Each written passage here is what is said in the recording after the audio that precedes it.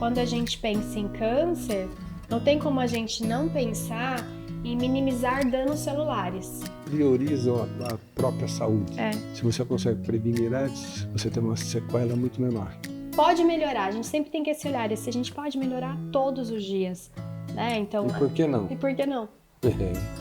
Dá vamos dizer assim, estilo de vida mais suave. Mas a marca de um câncer talvez traga tanta memória ruim que, poxa, né? Acho que vai muito, muito além da estética. Bom, pessoal, bom dia. É o seguinte, estamos aqui com a doutora Bárbara. Nós estamos trazendo para a nossa equipe um know-how a partir de nutrição, saúde da mulher, uma série de coisas. A doutora Bárbara já é uma experiente profissional na área, voltada para a saúde da mulher, então eu acho que seria melhor para você se apresentar, para eu não dar mancada. Então você se apresenta de uma maneira mais direcionada. Olá, eu sou Bárbara Galo, sou nutricionista funcional, especialista em saúde da mulher, fertilidade, gestação pós-parto e menopausa. E com isso eu trabalho muito com a nutrição comportamental. Não tem como a gente falar de mudança se a gente não tem mudança de comportamento. E essa mudança tem que ser respeitosa. E eu acho que o casamento da sua área com a minha vai trazer ótimos resultados para a saúde da mulher, seja na prevenção, tratamento e pós-cirúrgico. Então, mas aí que tá. Eu tô vendo que a sua pegada, a sua abordagem, é uma abordagem assim, menos Gestapo. Porque muitas vezes você vai falar com um nutricionista, não, você tem que comer um alface de manhã, um rabanete à noite e ficar quieto e ser feliz. Então é meio complicado isso, né? Porque o paciente coça a cabeça e fala, puta, né? Vai ficar no meu pé o dia inteiro e como é que fica, né? Eu não vou viver mais, eu vou viver em função do que ela mandou eu comer, não é por aí, né? E aí não segue, né? Exatamente, essa é a grande pegada da nutricionista. Não, porque você pesa tanto, você tem tanto de altura, você tem que estar com tal peso. Às vezes eu coço a cabeça e falo assim, a sua nutricionista avaliou você do ponto de vista físico, ela, entre aspas, avaliou o seu corpo, como é que é em relação à altura e à sua idade? Não, nós só conversamos. E a história, né? Porque um paciente que já vem com uma história de hábitos, de exercício físico, de comportamentos saudáveis, ele vai ter uma resposta X. E o paciente que vem sedentário, passa a fazer, ele vai ter uma resposta muito maior. Então isso tudo tem que ser colocado na balança também quando você vai propor uma mudança para o paciente. E fora isso, considerar as preferências, os hábitos e como é essa família. Porque não dá para eu deixar uma pessoa comendo rabanete de manhã se todo mundo de manhã come pão com geleia, pão com requeijão, enfim. Então talvez esse rabanete em pequena quantidade com um pouco de pão, entende? Aí essa pessoa talvez tope. Então brincando com essa questão do rabanete, essa é a ideia. A gente sempre valorizar aquele indivíduo e a vida dele, né? E, Dr. Nelson, eu vim de rosa especial por conta desse mês. Jura? A gente está no Outubro Rosa, né? Legal. E eu acho que vale a pena a gente aproveitar essa oportunidade de diálogo aqui para a gente falar a respeito desse mês tão importante. Por que ele é tão importante assim ainda e que aí muitas pessoas ainda negligenciam isso, né? É muito importante isso para a saúde da mulher, isso é o que a gente sempre fala, né? O paciente vem buscar a cirurgia, a gente sempre pede uma avaliação cardiológica, uma avaliação vascular, uma avaliação laboratorial. E nós trabalhamos com câncer de mama, com uma série de coisas, reconstruções, então focado mais, vamos dizer, cirurgicamente falando. Uhum. Eu acho que essa abordagem junto com você, nós vamos ampliar um pouco o Outubro Rosa, porque o Outubro Rosa, para a gente, cirurgia, prevenção do câncer de mama, tratamento do câncer de mama, reconstrução pós-câncer. Então nós temos um foco nisso. Eu acho o foco seu um foco amplo no sentido nutricional, no sentido hormonal, no sentido psicológico do paciente, eu acho que é muito importante. Isso eu gostaria de saber a sua opinião, o que você acha disso? Bom, eu sou suspeita para falar, eu tenho até uma história bem pessoal próxima de mim. Minha mãe, ela teve câncer de mama e hoje a gente sabe, né, qual o tipo do câncer que foi uma questão hormonal, mas hoje a gente sabe que muitos fatores de risco para o câncer, ele pode ser modificado por meio do estilo de vida, do hábito da alimentação, né? Então, eu considero de extrema importância a mulher olhar para isso, não só na questão de autoexame, na questão de mamografia, né? Conhecer as histórias das mulheres que estão na família dela, mas também trabalhar com foco, né, nos hábitos de vida, prevenindo, né? Porque hoje a gente sabe que quanto menos gordura trans, melhor. Quanto mais exercício físico, não é que é para a pessoa sair fazendo uma maratona, não é isso. Ainda acho que as pessoas são muito 8 ou 80. Mas fazer o exercício físico, 30 minutos diário ou 1 hora, 3 vezes na semana, ter aquilo como rotina, né? Além do autoexame, além de refletir sobre os hábitos alimentares, que aí tem muita coisa para a gente trabalhar como prevenção na alimentação. É essa pegada que eu acho, sabe? É como a gente trabalha com câmera hiperbárica. Então, às vezes alguns colegas mandam um pé diabético já com os dedos necrosados, todos negros, já bem avançado. A câmera hiperbárica não é a tenda do Pai João que vai resolver as coisas. A câmera hiperbárica é uma coisa que auxilia o tratamento.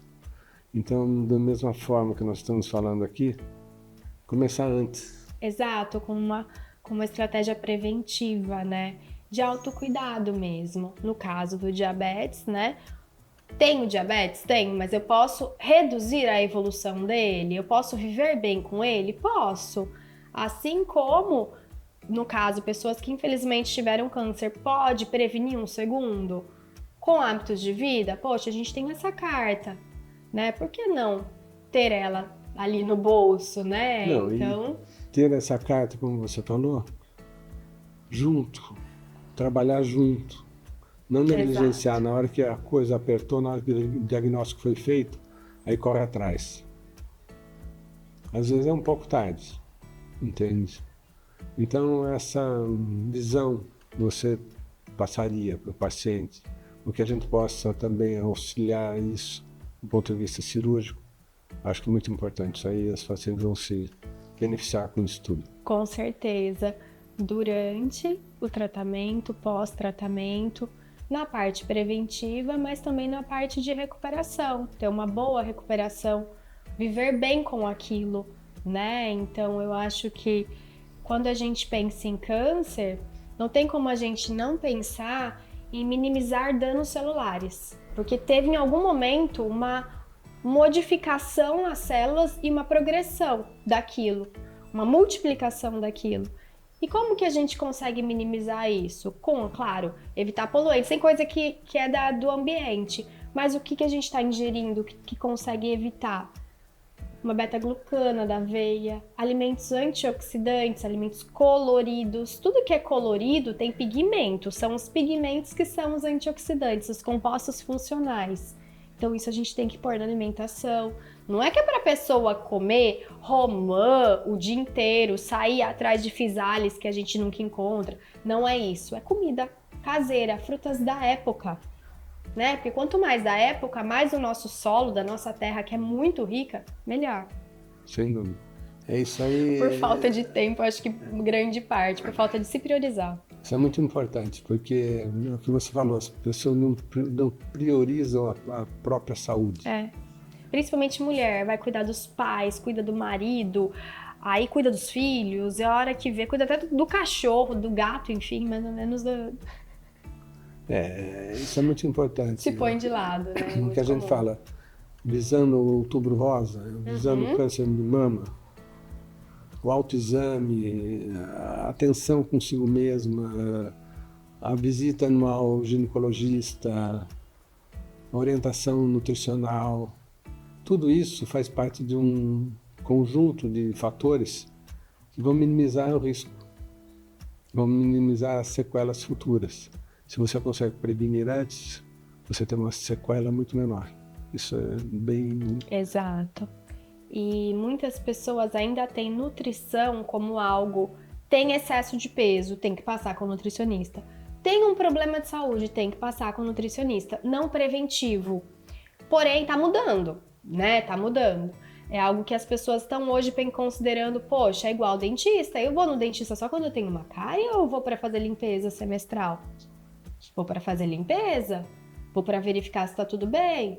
A mesma coisa a nutricionista. O que eu posso melhorar? Poxa, mudou a minha idade, tô com 37. Será que meu corpo é o mesmo de 25? Claramente não.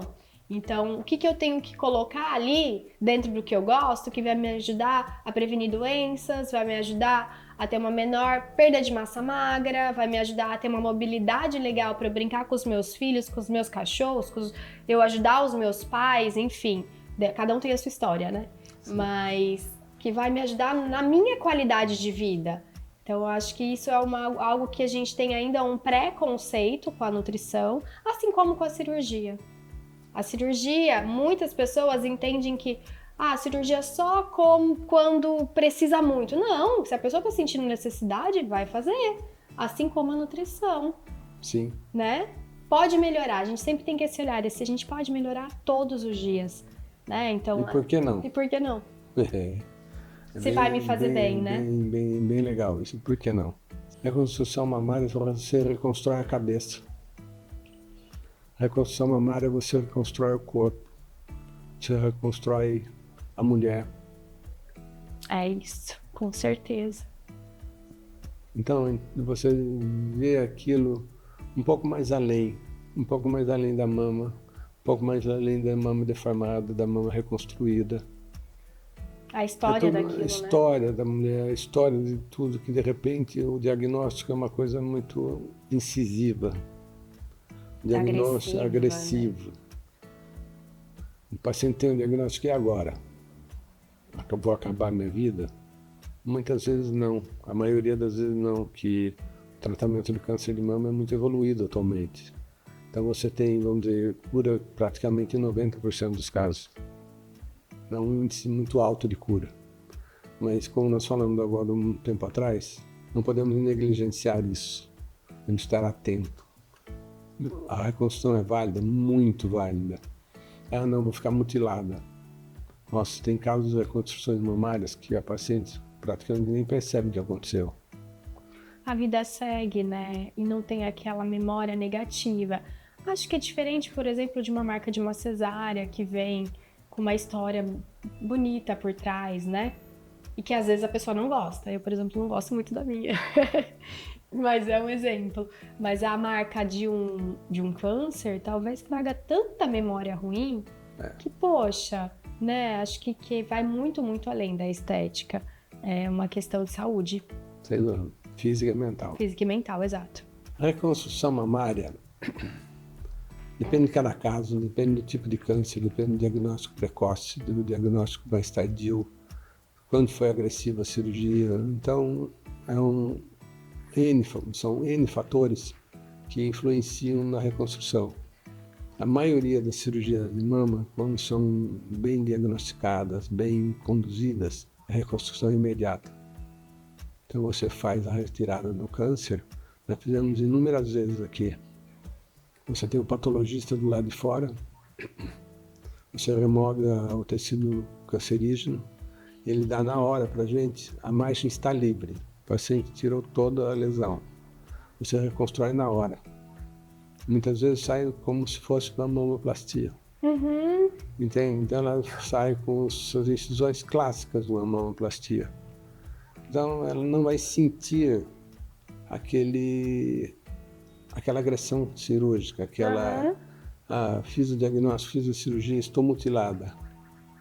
Muitas vezes ela sai da sala de cirurgia igual uma paciente que veio fazer uma redução mamária. Que incrível isso, né? Torna o processo muito mais leve, né? Mais leve, factível, menos agressivo psicologicamente falando. Uhum. Então é importante que a paciente se cuide, é importante que ela veja as coisas e conduza para a própria vida, para a própria família. Um diagnóstico desse desestrutura um pouco a família. Você passou por isso. Então dá uma pegada. Não dá? Pesado. Assusta, né? O câncer, o nome câncer assusta, né? Então temos que ter sempre a Ainda. mente um pouco mais aberta, um pouco mais direcionada. Como o estoicismo fala, o que você pode controlar, siga. O que você não controla, deixa. Deixa de lado, né? Veja, o que eu acabei de falar, nós estávamos comentando aqui. Depende da agressão, do tipo de câncer. Como foi a evolução, não tem um padrão, não tem uma sequência lógica. Depende da cabeça da paciente, depende de como ela encara, depende de como a família apoia. Então, são muitos fatores que vão determinar essa condução da vida dela. Então, a gente sempre tenta orientar o máximo possível que os familiares estejam juntos, ela se sinta apoiada pela família, e nós da equipe, da sua equipe, a gente tenta dar o suporte o máximo possível. Eu acho que do ponto de vista, do ponto de vista cirúrgico, a gente tenta buscar o menos agressão possível, o maior cuidado do paciente. Agora, na sua área, eu gostaria de saber, pré-cirúrgico e pós-cirúrgico, o que você poderia fazer, o que você sugere para os pacientes. Pensando em pré-cirúrgico, a nutrição ela consegue modular a parte de resposta imunológica, cicatrização, né? E pós-cirúrgico, uma reflexão mesmo com relação ao estilo de vida e hábitos, né, que possam ser modificáveis, que são fatores de risco para um outro desenvolvimento de um outro câncer, né? Então, aí pensando na nutrição, a gente consegue trabalhar com alimentação limpa, mantendo exercício físico, respeitando os hábitos da mulher, né? E eu tenho hoje pacientes que tiveram câncer, usaram, né, eu acho que é o tamoxifeno que se usa, né, por um bom tempo, tem bloqueio hormonal, e depois conseguiram engravidar. Então é um processo muito lindo, que a mulher volta a se olhar, né? E aí tem todo esse cuidado com o lado feminino, o lado de possibilidade de gerar, enfim. É bem interessante. E fora isso, a gente aprende a lidar com a comida de forma prazerosa para aquilo não ser algo negativo, não ser pesado, né? Então, tem que tomar chá verde, suco verde? Não necessariamente, a pessoa pode fazer um componente funcional ou pode usar própolis, dá pra gente ir modulando, não precisa ser só coisa que a pessoa não gosta, pelo amor de Deus, aí não segue. E aí, em vez de ser positivo, vem memória ruim, né? Então a ideia é ficar uma coisa leve, mas sempre com um olhar preventivo. Por isso que a história do paciente ela é indispensável. Essa pegada que você falou agora, acho que é muito legal. Nossa, tem que tomar isso aqui, né? Então, ele não está em tratamento. Exatamente. Se tivesse assim, em tratamento, ok, mas não é tratamento. Mas dá uma, vamos dizer assim, estilo de vida mais suave, sem ser compromissado. Nossa, eu tenho que tomar, como você falou do chá verde, né? Tem que tomar esse chá 1 litro por dia. Nossa Senhora, chega na metade do frasco eu quero jogar tudo fora. Exato. Isso é complicado. Isso que você seria importante nessa modulação, nessa sequência do paciente, que você faz de uma tal forma que o paciente não se sinta agredido tendo que fazer aquela dieta imposta. Exato. E aí entra o respeito e a personalização, né? E o interessante é que a gente possa rodear, né? Não precisa ser sempre o mesmo alimento funcional, o mesmo componente. E não deu, a gente tem a possibilidade de colocar em cápsula, colocar em chocolatinho amargo. Não precisa necessariamente ser no alimento. Sim. Né? Então isso é algo que dá pra gente conhecer, né, o perfil da pessoa e modular. Vendo dessa forma, talvez as pacientes não vejam você como um homem da foice, né? A ideia não, até porque meu tamanho não permite muito pegar uma foice. Mas é legal, fazer algo. Da nutrição uma coisa boa, uma coisa suave. Recomeço é sempre recomeço. Muitas vezes difícil. Vamos dizer, o recomeço, ele é... Você fala como arriscado? Não. O recomeço, ele traz toda uma carga de responsabilidade, e mudança, sair da área de conforto. Porque muitas vezes a gente não quer sair da área de conforto. É pesado, é difícil. Você muda hábito, a mudança de hábito é pesada muitas vezes. Ela se torna, vamos dizer, difícil de ser feita. A família, você tem que mudar um contexto familiar muitas vezes. Você tem que mudar seu contexto. Então você cria barreiras, você põe sacos de areia na sua frente, você tem que transpassá-los. E depende da maneira como você vê, esses sacos podem ser mais baixos. Veja, eu queria saber da sua opinião com relação a isso. Eu vejo como algo não tão pesado. Eu acho que é essa parte que o senhor falou, que dá pra gente dar uma pulada. Porque a gente pode recomeçar todos os dias, né? A gente tem a oportunidade de recomeçar todos os dias. Isso é algo que, fugindo um pouco do Outubro Rosa, mas no dia a dia eu falo muito para os pacientes, o mesmo dia ele pode ser muito ruim, muito bom. A gente pode fazer do mesmo dia, a mesma hora, muito ruim, muito boa. Então a gente aprendeu com o que teve de dificuldade, o que nos deu dor, o que nos deu algum machucado, o que nos ensinou para logo fazer diferente. Isso entra na parte, inclusive, da compulsão. É difícil eu desvincular a mulher com o comer emocional, né? E eu falo muito isso. Você pode ter comido o mundo, mas no mesmo dia à noite você pode fazer um jantar respeitando sua fome. E aí entra o recomeço. O câncer, ele é pesado, ele não é um diagnóstico simples, ele leva a uma mutilação, mas a gente tem oportunidade de fazer diferente amanhã.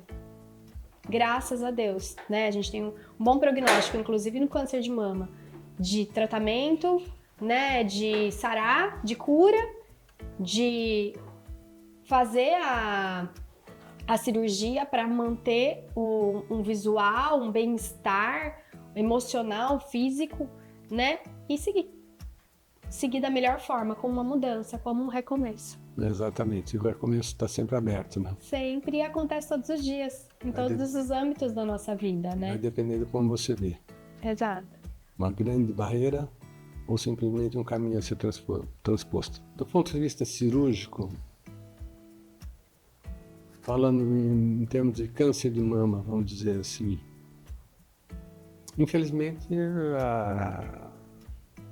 o diagnóstico foi feito, o fato é real, não tem muito o que pensar, tem que ser executado da melhor maneira possível, da maneira menos agressiva possível, com o suporte melhor possível, e tem que ser feito. Agora, do ponto de vista outras cirurgias, autoestima, façam, porque o tempo passa. Um dos maiores bens nossos é o tempo.